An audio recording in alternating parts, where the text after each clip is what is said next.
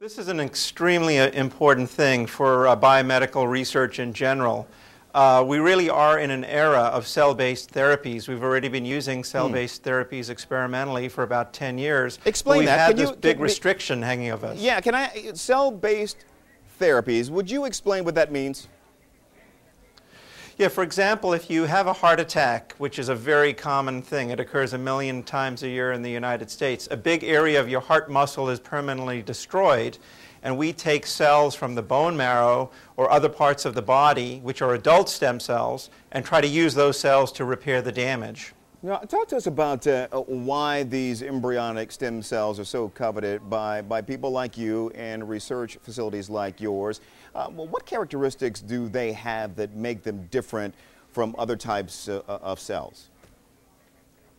You can think of an embryonic stem cell as the ultimate stem cell. It is the cell that can turn into every type of tissue in the body, every type of cell and tissue in the body.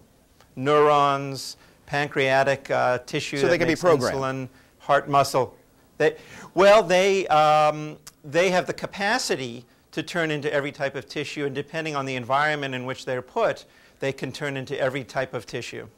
Can you make I'm going to ask you to maybe argue against yourself here, maybe against your research. Can you at least make the argument for the slippery slope that many feel we're on now by virtue of the president signing this executive order, and what we keep hearing time and time again is this whole idea of cloned human embryos?